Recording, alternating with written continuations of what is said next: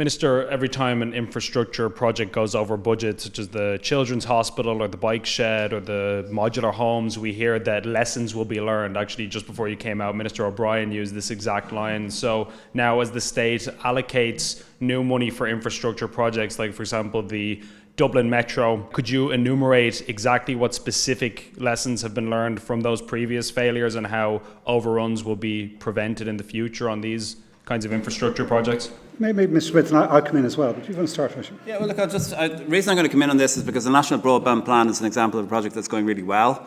And one of the things to do is not just spend all your time looking at why things failed, but also look at the reason why things did work in contrast. When the National Broadband Plan contract was being drawn up, they looked to see what had gone wrong in previous large projects without naming any. And one of the things they did was that they balanced the risk. So they didn't say that all of the risk is on the side of the contractor. They didn't say you've got a fixed price and if anything goes wrong, you've got to cover everything. We took 14 categories of risk and said the state would cover it. We put aside 480 million in contingency to cover those risks. We've had to dip into it a little bit for inflation.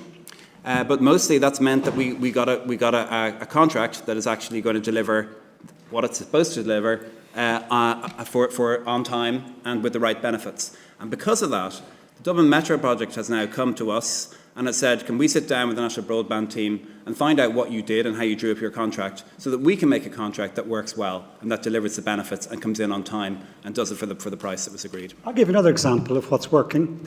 And you could pick a good few of these. They don't tend to get attention, but the local link, the Connecting Ireland, that was a 5-year plan, several years in the making, and delivered a lot of it through Bus Éireann, but also a lot through Local Link, which is a community-led, bottom-up service. And as I said, it has been spectacularly successful. The cost, the administrative cost, as a percent, I'm going on memory here, so correct me if I'm wrong, an official in the room, but I think it used to be about 13% of Local Link was the administrative cost. That's dropped down, that's almost halved. I think it's about 7 or 8% now. And it's because they know that this is a 5-year programme, so that they can hire staff and it's not a stop-start.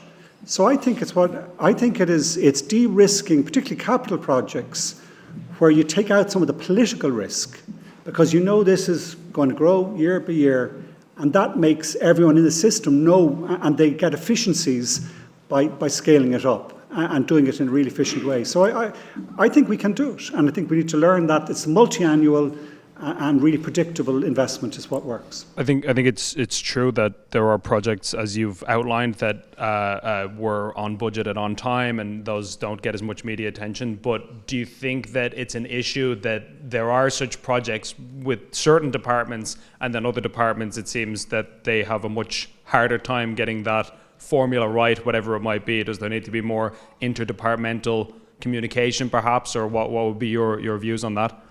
Yeah, we need to improve. We need to get good value for money, particularly in an economy that's at full employment and with very significant increased expenditure. It's actually all the more important that we use the money well. And I think, but that can also, I said, one of the other things on that is, it's really important that the planning development bill has just gone through. One of the reasons we have big cost overruns here is because everything takes so long. Our processing, our permitting, our public system can take many years to get a project through all the assessment process. And one of the things that costs is time, inflation that comes in. So yes, we need to, if I was picking on that multi-annual, as I said, predictable, but it's also not taking so long in the planning process, including in the administrative system. That often costs most. And that's what we all in all departments have to I'm very sorry. And one very last thing, just on sure, no problem. That's no problem. No problem. Sure, no, that's fine.